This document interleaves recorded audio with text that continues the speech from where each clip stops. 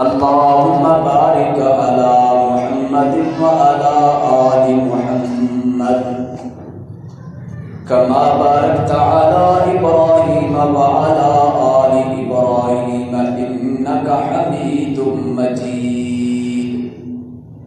أما بعد فإن خير الحديث كتاب الله وخير الهدي هدي محمد صلى الله عليه وآله وسلم وشر الأمور محدثاتها وكل محدثة بدعة وكل بدعة ضلالة وكل ضلالة في النار. أعوذ بالله من الشيطان الرجيم. بسم الله الرحمن الرحيم. لقد من الله على المؤمنين إذ بعث فيهم رسولا من أنفسهم يتلو عليهم آياته ويزكيهم ويعلمهم الكتاب والحكمة وإن كانوا من قبل لفي ضلال مبين.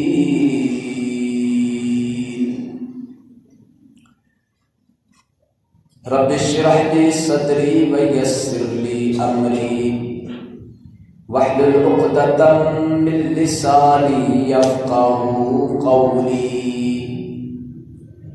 رب اشرح لي صدري ويسر لي أمري واحلل عقدة من لساني يفقهوا قولي.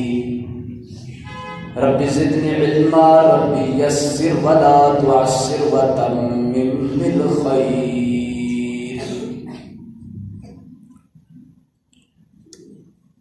ہر قسم کی حمد و ثنا اللہ وحدہ لا شریک کے لیے ہے.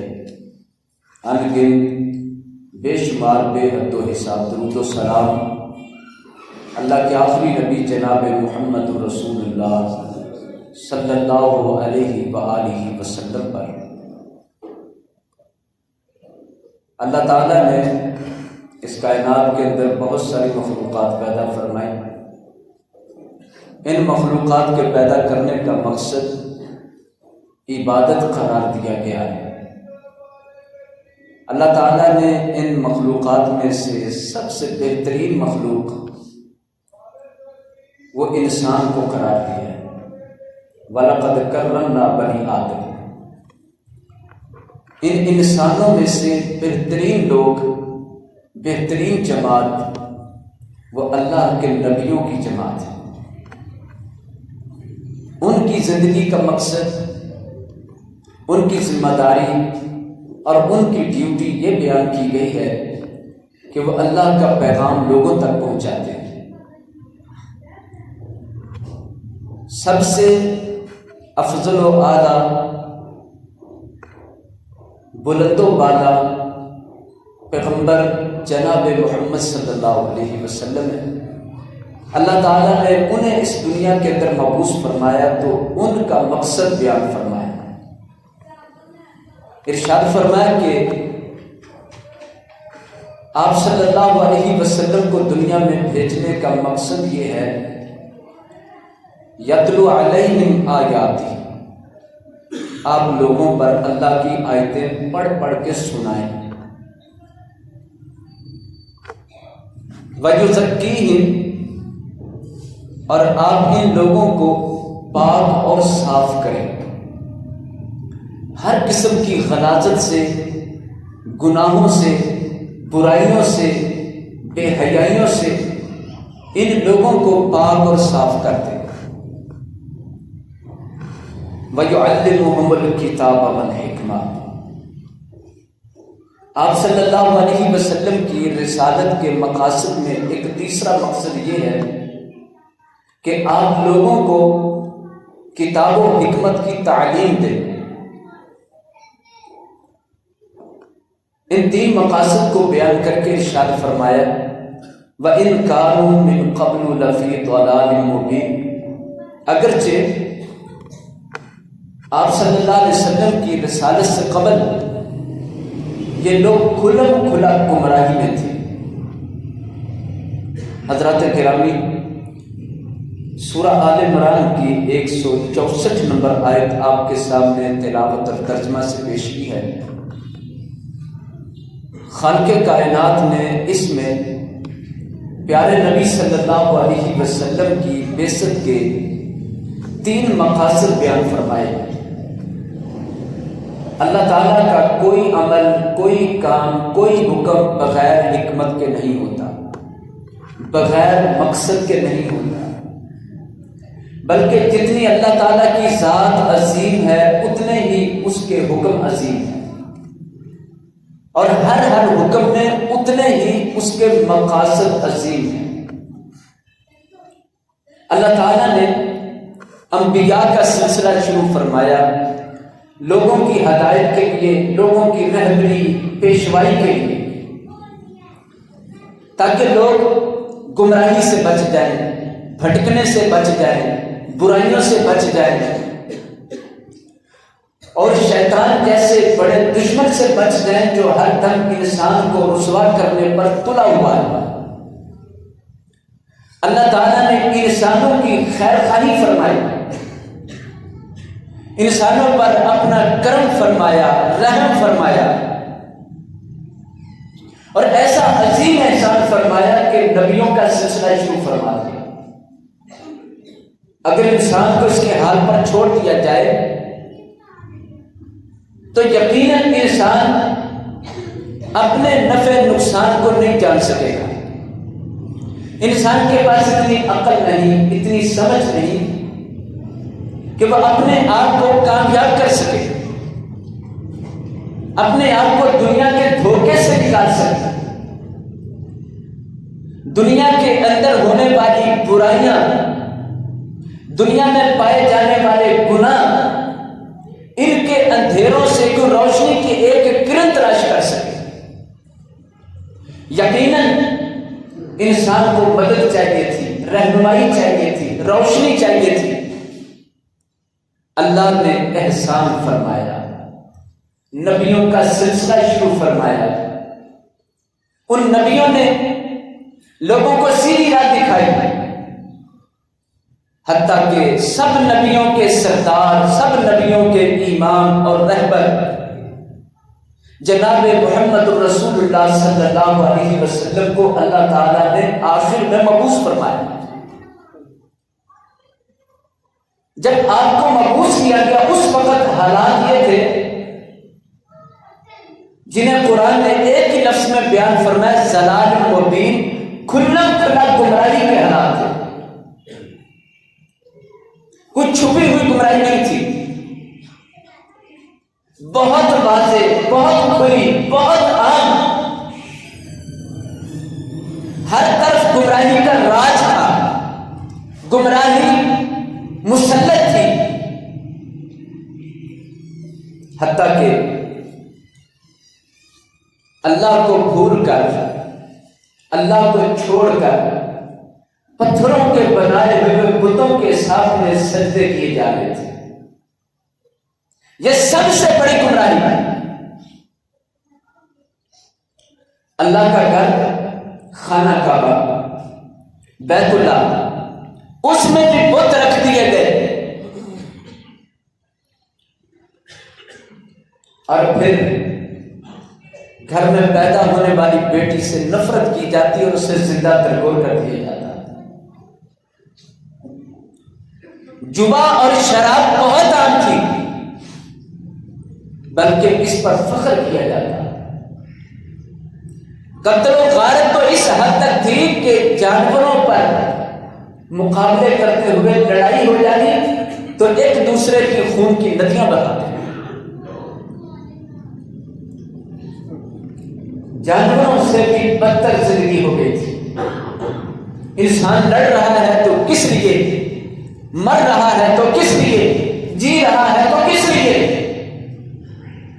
دن رات ذلت ہی ذلت، رسوائی رسوائی، گمراہی ہی گمراہی تھی۔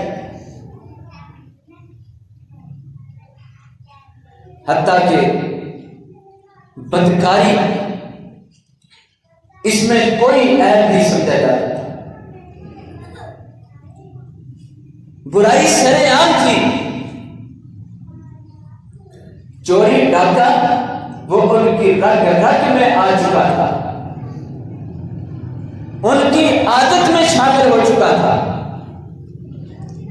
ظلم اور زیادتی ہر طاقتور نے اپنا حق سمجھ لیا تھا کہ کمزور کو دبانا اور مارنا اس کا حق، اس کا مال چھین لینا۔ ایسے حالات میں جب یہ لوگ گمراہی کے اندر ڈوبے ہوئے تھے، اللہ کو رحم آیا، اللہ نے کرم فرمایا اور اپنے حبیب جناب محمد رسول اللہ صلی اللہ علیہ وسلم کو مبعوث فرمایا اور فرمایا میں اپنا نبی تمہیں دے رہا ہوں، یہ 3 کام کرے گا۔ 3 مقاصد ہیں اس نبوت کے، ان مقاصد کو پورا کرنا اور ان مقاصد کے مطابق لوگوں کا پاس آ جانا کامیابی۔ سب سے پہلا نبوت کا کام، سب سے پہلا رسالت کا کام، یتلو علیہم آیاتہ، یہ میرا نبی ہوگا، میری آیتیں پڑھ پڑھ کے تم لوگوں کو روشنی کرتا چلا جائے گا، آیتیں پڑھ کر سنائے گا۔ یہ آیتیں پڑھ کر سنانا یہ معمولی کام ہے، بہت بڑا کام ہے، یہ نبیوں کا کام ہے۔ ہم سمجھتے ہیں آیتوں کو پڑھنا یہ کوئی کام نہیں ہے، کسی کو آیتوں کی تعلیم دینا، آیتیں سکھانا۔ میرے بھائیوں، میرے بزرگوں، اللہ تعالیٰ نے 3 مقامات پر قرآن مجید کے اندر اپنے حبیب صلی اللہ علیہ وسلم کی بعثت اور رسالت کے مقاصد میں سب سے پہلے نمبر پر کس مقصد کو بیان فرمایا؟ یتلو علیہم آیات، کہ میرا پیغمبر میری آیتیں پڑھ پڑھ کے لوگوں کو سنائے گا۔ آپ دیکھ لیں پیارے نبی صلی اللہ علیہ وسلم اپنے اس مقصد کو کیسے پورا کر رہے ہیں، کس طرح آپ نے دن رات ایک کر کے لوگوں کی ملامتوں، طعنوں، تشبیہ کو برداشت کرتے ہوئے اللہ کی آیتیں لوگوں کو سنائیں۔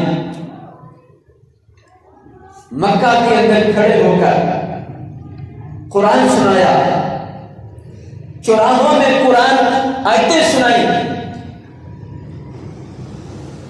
آپ صلی اللہ علیہ وسلم سرداروں کو یہ آیتیں سنا رہے،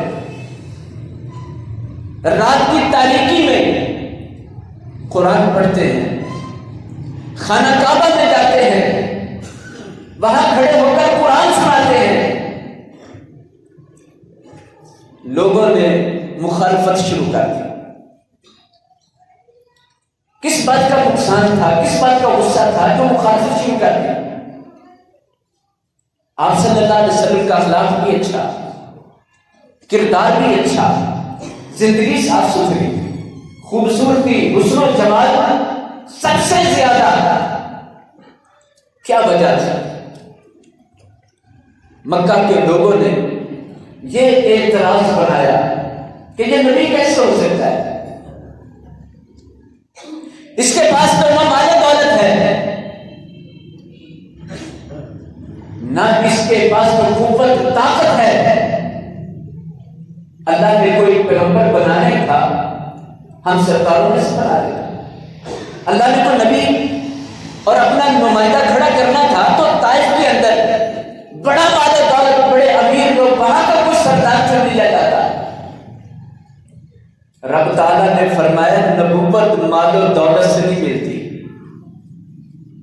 نبوت محنت کوشش سے نہیں ملتی، نبوت تو میرا رب جسے چاہتا ہے عطا فرماتا ہے۔ اور میرے رب کی چاہت کتنی عظیم اور کتنی پاک ہوتی ہے.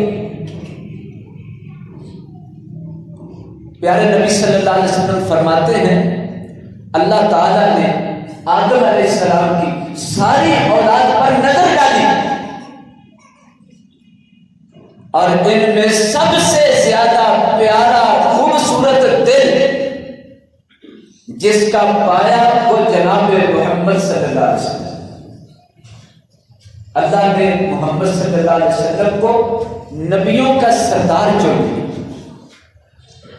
یہ تو اللہ کا انتخاب ہے, یہ تو اللہ کا فضل ہے, وہ جسے چاہے عطا فرمائے. مکہ کے لوگوں, یہ تو میرے رب نے میری ذمہ داریاں ڈیوٹی لگائی, مجھے اس منصب پر کھڑا کیا ہے کہ میں اللہ کی آیتیں سناؤں. لوگ کہنے لگے تم جو باتیں کہتے ہو ہم نے آج تک پہلے نہیں سنی. ہم نے تو جب سے آنکھ کھولی ہے ہم نے اپنے گھروں میں, اپنے معاشرے میں بتوں کی پوجا ہی دیکھی ہے. ہم نے آج تک کسی سے نہیں سنا کہ ایک ہی اللہ سب کچھ کرنے پر قادر ہے.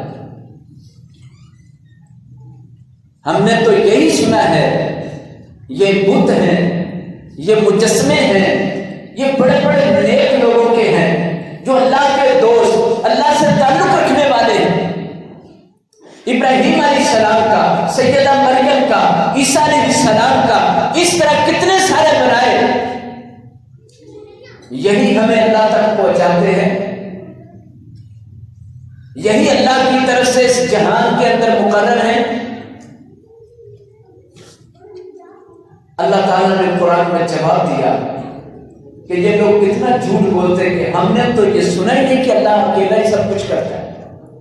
جتنے بھی انبیاء آئے ان سب کی یہی دعوت تھی. ابراہیم علیہ السلام کے واقعات اللہ نے سنائے. نبی پاک صلی اللہ علیہ وسلم قرآن سناتے جا رہے ہیں, ان کے ہر اعتراض کا جواب ہوتا جا رہا ہے, ان کے ہر سوال کا جواب ملتا جا رہا ہے, ان کے ہر وہم کا, شک کا, شبہ کا پورا ازالہ کیا جا رہا ہے.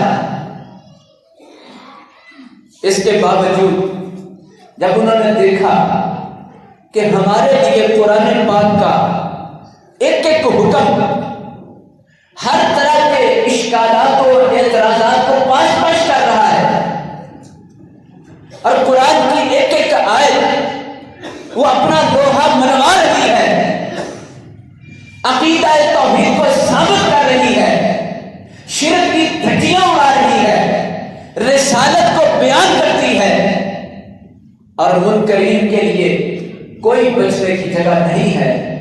تو کہنے لگے جب یہ قرآن پڑھے تو شور کیا کرو. میرے بھائی پیغمبر صلی اللہ علیہ وسلم اپنا مقصد, نبوت کا مقصد, رسالت کا مقصد, اپنی آمد کا مقصد کس طرح پورا فرما رہے ہیں. مقصد آمد رسول, مشن آمد رسول, لوگوں کو اللہ کی کتاب سنانا ہے, لوگوں کو قرآن سنانا ہے, لوگوں کو اللہ کی آیتیں سنانا ہے, لوگوں کی جہالت ختم کرنی ہے, ان کو آیتوں کا علم دینا ہے, اللہ کے حکم سنانے ہیں. لوگ جہالت میں ڈوبے ہیں. جہالت بہت بڑا دروازہ اور گیٹ ہے گمراہی کا. جہاں جہالت ہوگی وہاں گمراہی بہت زیادہ ہوگی. جہاں علم ہوگا, علم سے مراد قرآن پاک اور احادیث رسول صلی اللہ علیہ وسلم, کیونکہ علم حقیقت میں وہ ہے جو اللہ کی پہچان دے, جو نبی پاک صلی اللہ علیہ وسلم کی شان اور اہمیت کو بیان کرے, اور جو علم اللہ سے بھی دور کرے, نبی پاک صلی اللہ علیہ وسلم کی تعلیم کی اہمیت کو دلوں سے ختم کرے اور دین سے بیزاری پیدا کرے, وہ علم کہلانے کا حق نہیں رکھتا. وہ سراسر گمراہی ہوتی ہے جو اللہ سے دور کرتی چلی جائے, جو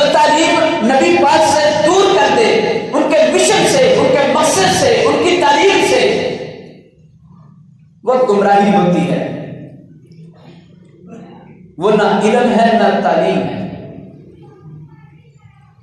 تو جہاں حقیقی علم ہوتا ہے، علم مفید ہوتا ہے، وہاں ہدایت دن رات برستی ہے، وہاں ہدایت کا نور عام ہوتا ہے۔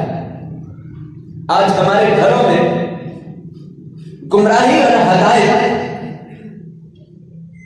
اس کا توازن اس لیے بگڑ گیا ہے کہ ہم نے اللہ کی کتاب، اللہ کی آیتیں، ان سے سبق لینا، ان سے راہ لینا چھوڑ دی۔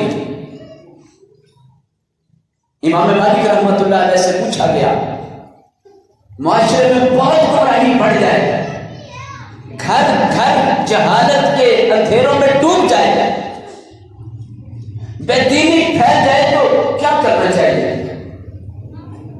امام مالک رحمۃ اللہ علیہ نے جو جواب دیا، سونے کے پانی سے لکھنے کے قابل، فرماتا ہے نہیں یصلح آخر هذه الامه الا بما صلح بها اولها۔ اس امت کا آخری حصہ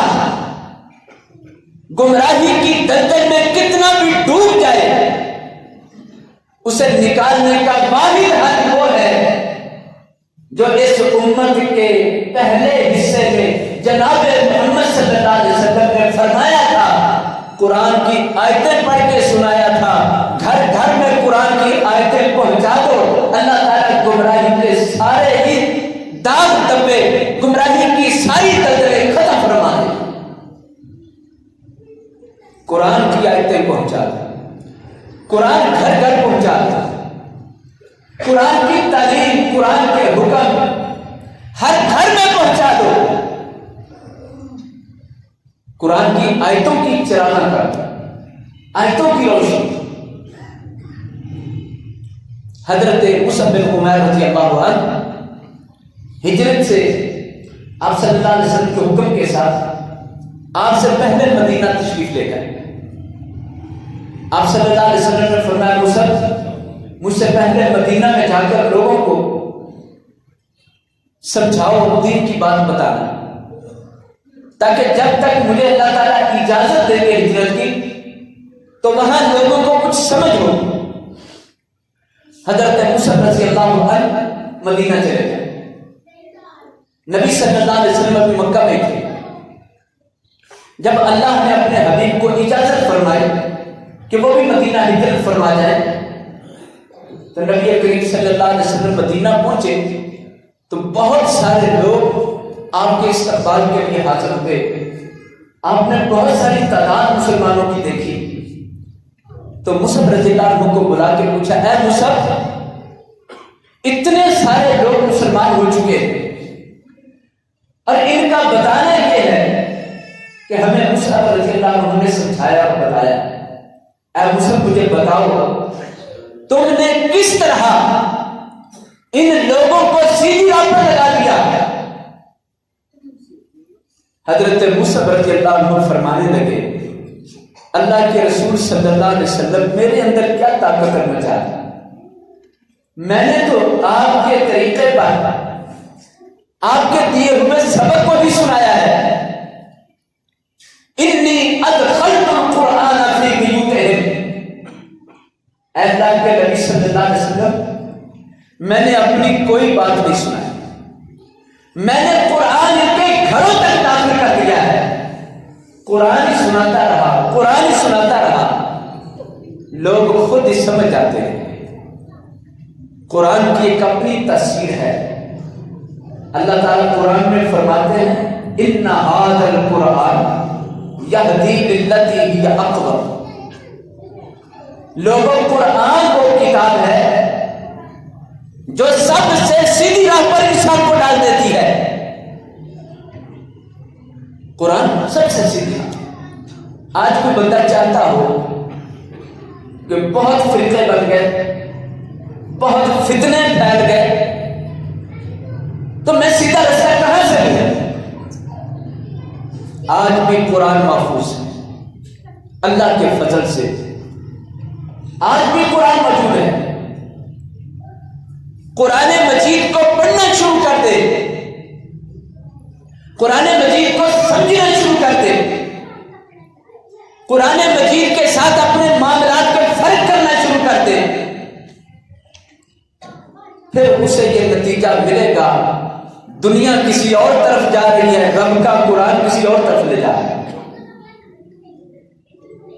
دنیا اندھی ہو گئی ہے، اللہ کا قرآن دیکھنے کی صلاحیت دے رہا ہے کہ اندھا نہ بنو، گمراہ نہ بنو، شیطان کی پیروی نہ کرو، اللہ کی راہ پر آ جاؤ، اللہ اپنا رستہ اس بندے کو آپ عطا فرماتا ہے۔ یہ قرآن کی تصدیق۔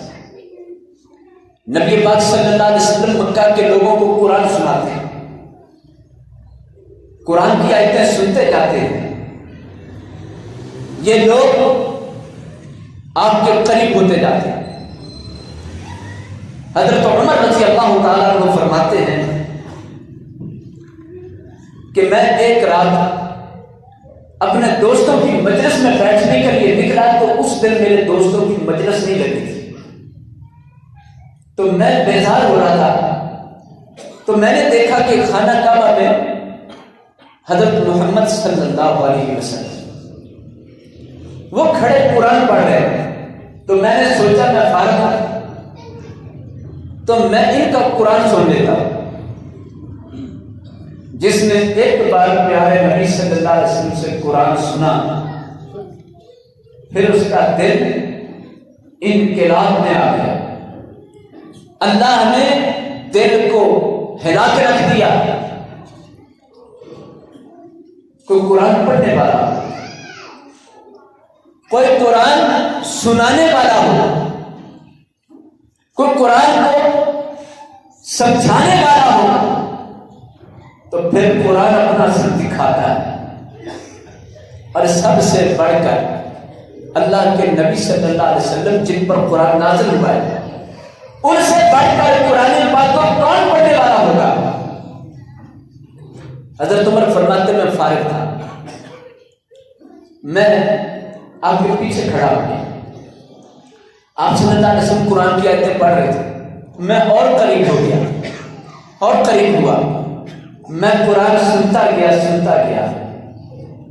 حتیٰ کہ میں نے سوچا کیوں نہ میں سامنے ہو کر سنوں، تو میں خانہ کعبہ کے غلاف کے پردے کے پیچھے کھڑا ہو کر بالکل آپ نے سامنے ہو کے قرآن سن رہا تھا۔ میں قرآن سنتا گیا،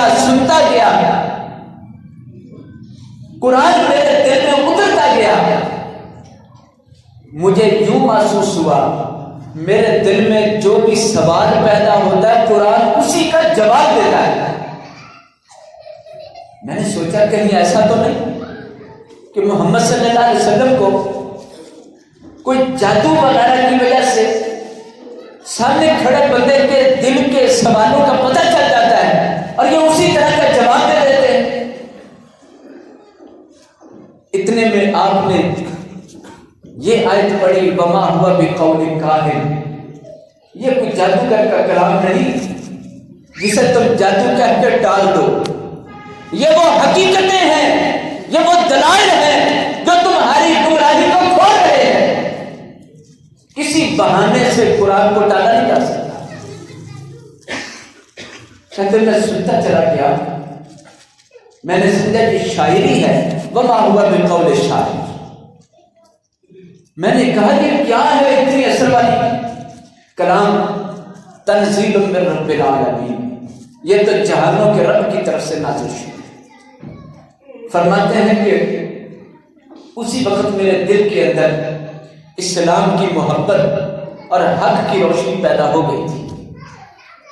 پھر بعد میں اپنی بہن کے گھر دوبارہ پھر قرآن کی آیتیں سنی، قرآن نے پھر سینہ کھول کے رکھ دیا، گمراہیاں ختم کر دی۔ پیارے نبی نے اپنی رسالت کا مقصد یوں پورا فرمایا، یہ رسالت کا مقصد ہے۔ مکہ کے لوگوں نے جب بڑی مخالفت کی تو آخر کار آپ ایک دن وادی نخلا میں گئے، قرآن پڑھ رہے تھے، جنات کی ایک جماعت گزری، اس نے قرآن سنا، ایمان نصیب ہو گیا۔ اللہ نے آپ کو جس مقصد کے لیے بھیجا، آپ نے وہ مقصد پورا فرمایا۔ دوسرا مقصد وَيُزَكِّيهِمْ، ارشاد فرمایا کہ آپ کا مقصد یہ بھی ہے کہ آپ لوگوں کو پاک اور صاف کر دیں۔ بڑی بڑی گمراہیاں، برائیاں، بے حیائیاں اور غلط سے غلط ترین کام جو ایک انسان میں پائے جا سکتے ہیں وہ عرب کے معاشرے کے اندر موجود ہیں، آپ ان ساری گندگیوں کو دھو کے رکھ دیں۔ جس طرح ایک لباس گندگی سے بھر جائے، میل کچیل سے بھر جائے، داغ دبوں سے بھر جائے، گندا ترین کپڑا ہو جائے، بدبو آنے لگ جائے، پھر اس کو کسی ماہر دھونے والے کے حوالے کیا جائے جو اس کی میل کچیل بھی نکال دے، داغ دبے بھی ختم کر دے، اسے سنوار کر دھو کر چمکا کے رکھ دے۔ میرا رب فرماتا ہے اے میرے حبیب، میرے بندے گناہوں میں گندے ہو گئے، بچھڑ گئے، اب آپ کی نبوت کے مقاصد میں ایک مقصد یہ بھی ہے میرے بندوں کو دھو کے صاف کر دیجیے۔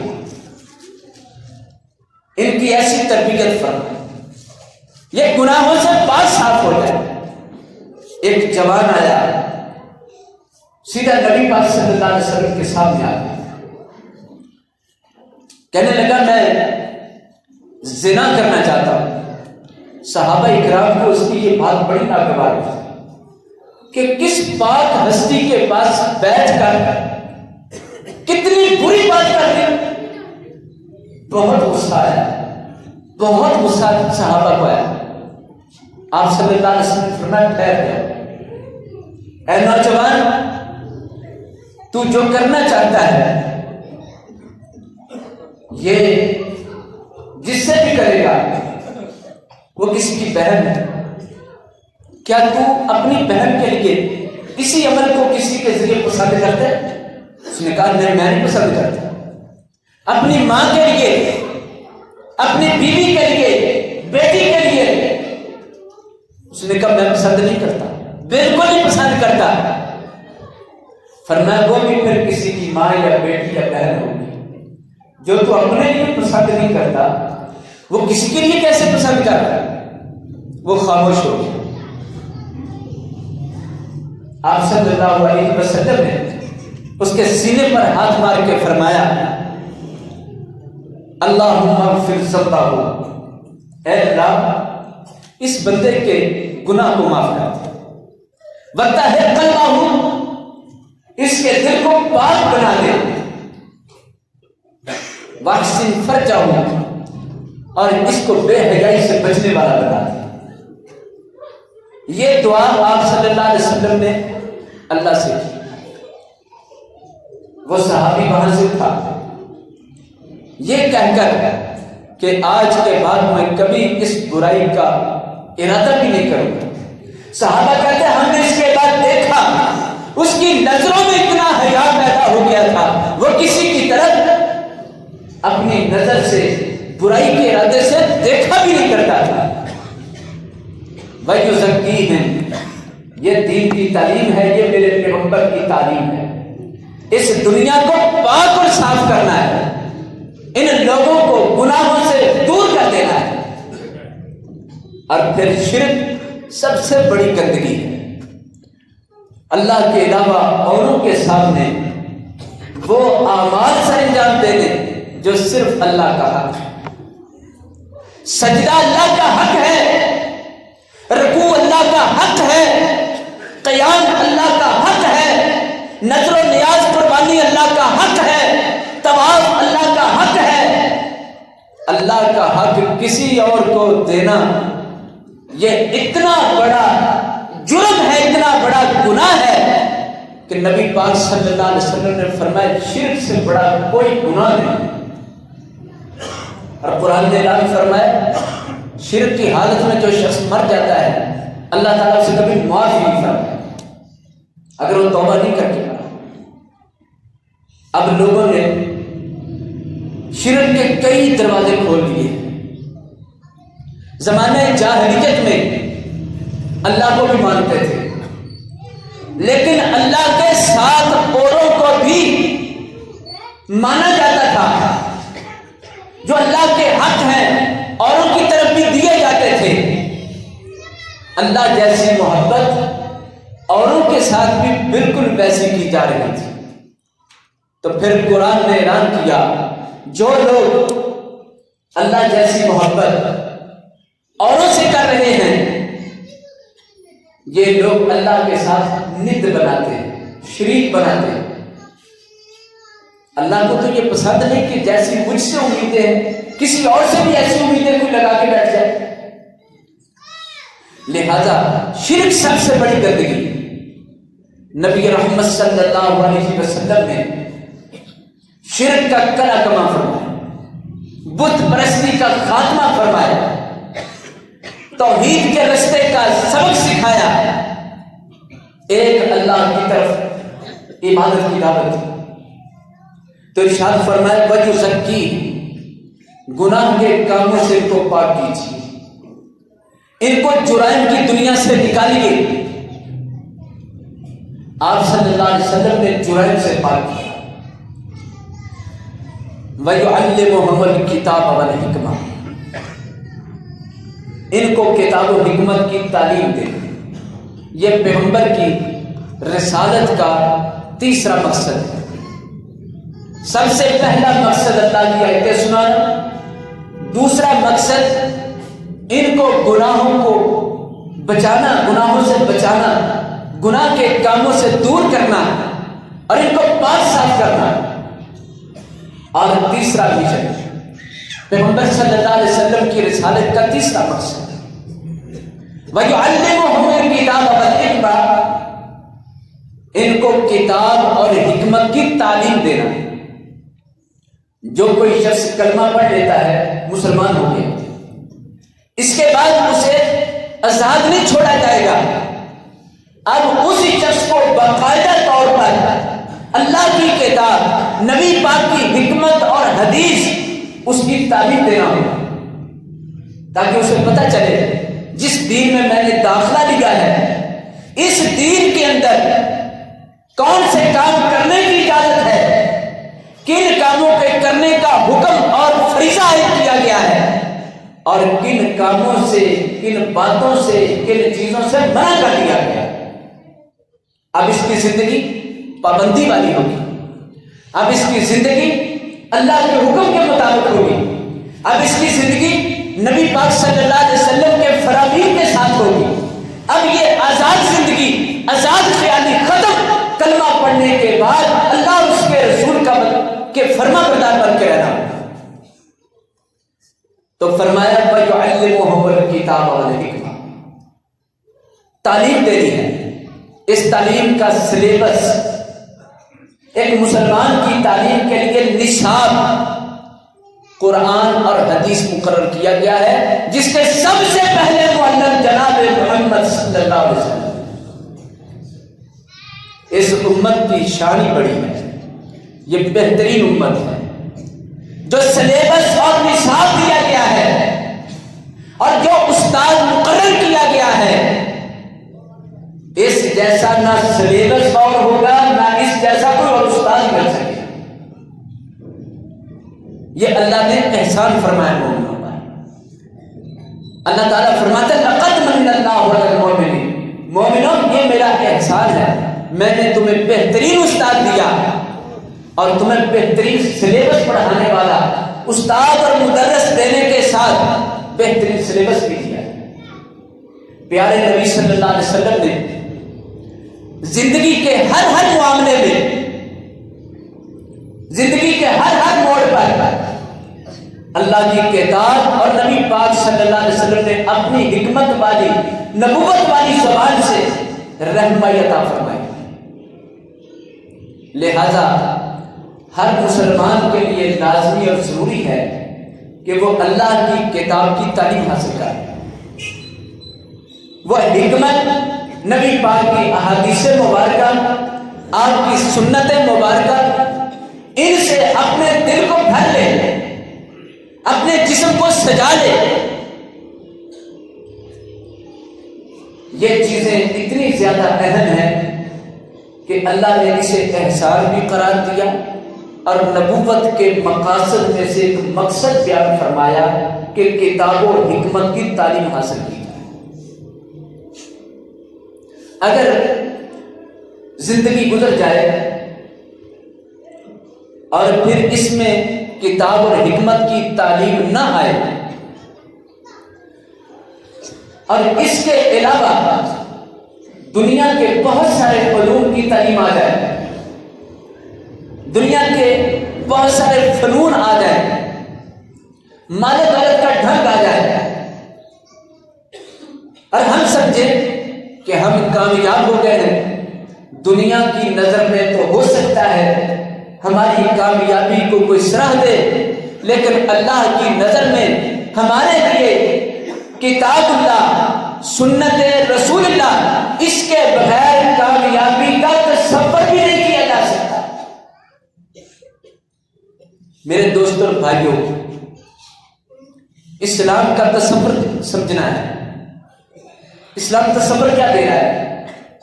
وَيُعَلِّمُهُمُ الْكِتَابَ وَالْحِکْمَةَ، پیارے نبی کتاب و حکمت سکھائیں گے، تعلیم دیں گے، پھیلائیں گے۔ بہت بڑے بڑے اجتماع ہوں،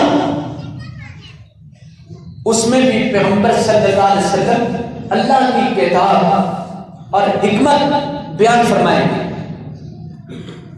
جس طرح کے خطبہ حجت الوداع میں پیارے نبی صلی اللہ علیہ وسلم نے حقوق اللہ اور حقوق العباد کا ایسا جامع خطبہ ارشاد فرمایا کہ آج تک دنیا کی ساری تاریخ کے اندر اتنا مختصر الفاظ کے اندر بہترین خطبہ نہیں کوئی دے سکا۔ یہ دین تو ہے ہی روشنی، یہ دین تو ہے ہی امن، یہ دین تو ہے ہی بھلائی۔ اس میں ہر کسی کے حقوق مقرر کر دیے گئے، ہر کسی کو اس کی ذمہ داریاں اچھی طرح خوب سمجھا دی گئی۔ یہ کتاب و حکمت کا کمال، یہ قرآن اور حدیث کا کمال ہے۔ کسی مسلمان ملک کو قرآن و حدیث کی موجودگی میں کوئی اور قانون بنانے کی ضرورت نہیں۔ کسی کو اپنے علاقے کے لیے قرآن اور حدیث کے علاوہ کسی اور چیز کی حاجت ہی نہیں ہے۔ اتنا جامع، اتنا مکمل، کوئی کمی ہے ہی نہیں۔ آج دنیا میں بڑے بڑے قانون بنائے گئے، قانون دان بیٹھے، بڑے بڑے آئے دن ترامیم کر کے قانون بنائے جاتے رہے، لیکن جرائم پر قابو نہیں پایا گیا، امن نہیں بن سکا۔ اللہ نے میرے نبی کو جو کتاب عطا فرمائی، جب میرے نبی نے اس کو نافذ کیا تھا تو ہر طرف امن ہی امن ہو گیا تھا، ہر طرف خوشحالی ہی خوشحالی ہو گئی تھی، ہر طرف سکون ہی سکون ہو گیا تھا۔ لوگوں یہ بہت بڑی نعمت ہے، یہ بہت بڑی اللہ کی طرف سے نعمت عطا کر دی گئی ہے۔ اس سے بڑا کوئی قانون نہیں ہے۔ قرآن کے سامنے، میرے نبی کے فرمان کے سامنے ساری دنیا کے دانشوروں کی دانشوری وہ سب کی سب ہیچ اور پست ہے۔ سب سے اعلیٰ اور بلند و بالا اگر کوئی بات اور ضابطہ قانون ہے تو وہ اللہ کی بات ہے یا اس کے پیارے نبی جناب محمد صلی اللہ علیہ وسلم کی بات ہے۔ وَيُعَلِّمُهُمُ الْكِتَابَ وَالْحِکْمَةَ، میرے نبی نے کتاب و حکمت سے، یہ نصاب اور سلیبس تھا، یہ ہر مسلمان کی ضرورت ہے۔ خوشی ہو، غمی ہو، امیری ہو، فقیری ہو، صحت ہے، بیماری ہے، بچپن ہے، لڑکپن، جوانی، بڑھاپا ہے، کوئی بھی زاویہ نظر، انسان ہر حال میں اللہ کی کتاب اور نبی پاک صلی اللہ علیہ وسلم کی حدیث کا محتاج ہے۔ اسے مکمل رہنمائی اس میں دی گئی۔ اگر وہ آخرت کی کامیابی چاہتا ہے، اگر وہ اپنے حقیقی خالق و مالک اللہ کی ذات کو خوش کرنا چاہتا ہے، تو سلیبس ایک ہی سلیبس ہے، قرآن اور حدیث۔ تو فرمایا کہ قرآن اور حدیث کی تعلیم دے گا۔ سیدنا ابو بکر رضی اللہ عنہ، عمر، عثمان، علی رضی اللہ عنہ، باقی صحابہ رسول صلی اللہ علیہ وسلم اور صحابہ کرام رضوان اللہ اجمعین، ان سب نے کامیابی پائی، اللہ کو خوش کر لیا، جنت کمائی۔ کون سی تعلیم پائی؟ قرآن اور حدیث۔ میرے دوستوں اور بھائیوں، قرآن و حدیث کی تعلیم اور اس کے مطابق فہم، تدبر اور اس کے مطابق عمل، یہ انسان کو کامیاب بناتا ہے۔ اس میں کوئی دو رائے نہیں، اس میں کوئی شک شبہ نہیں، کامیابی کا رستہ ہے۔ صحابہ کامیاب ہوئے قرآن اور حدیث پر ہو کر۔ اب بعد میں لوگوں نے کئی کچھ نکال لیا قرآن و حدیث کے ساتھ، ان کا قرآن و حدیث اکیلے کے ساتھ گزارا نہیں۔ کسی نے بزرگوں کے قصے، کسی نے کوئی واقعات، کسی نے کسی کے خوابوں کی باتیں۔ میرے بھائیوں، پیغمبر جو سلیبس لے کر آیا ہے، اس سلیبس کو اپنانے کے ساتھ اپنی زندگی کا ہر مسئلہ اسی تک محدود کر دے، اسی کے مطابق حل کر لے، اسی کے ساتھ کامیابی ہے۔ اللہ نے صحابہ کو کامیاب فرمایا قرآن اور حدیث سے۔ اس کے بعد جتنا کچھ نیا بن رہا ہے وہ ہماری کامیابی میں رکاوٹ تو ہو سکتا ہے، کامیابی کے لیے رستہ ہموار نہیں کر سکتا۔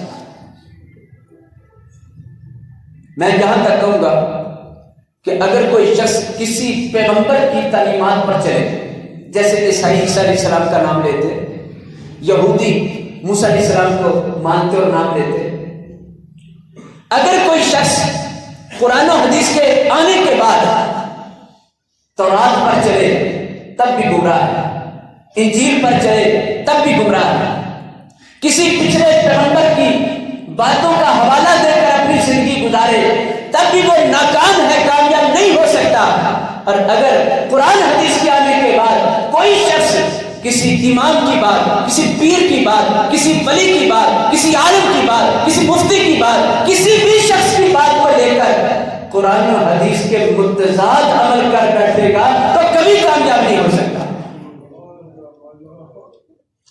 قرآن و حدیث سلیبس بنایا گیا ہے، ہدایت کا، نجات کا، اللہ کی رضامندی کا۔ اللہ سے دعا ہے اللہ تعالی ہمیں نبی پاک کے وہ مقاصد اعلیٰ جو آپ کی نبوت کے رکھے گئے، آپ کی رسالت کے رکھے گئے، آپ کی آمد کے رکھے گئے، مشن آمد رسول یا پھر مقاصد آمد رسول، نبی پاک کے نبی بن کر آنے پر جو مقاصد اور جو مشن آپ کو سونپا گیا تھا آپ نے تو پورا کر دیا ہے۔ اب اس کے بعد جس نے اس مشن کو اپنا دیا، اس سے فائدہ اٹھا لیا، اسے قبول کر لیا، ایسے لوگ یقیناً بہت ہی خوش نصیب ہے۔ اللہ سے دعا ہے اللہ تعالی ہمیں ان چیزوں پر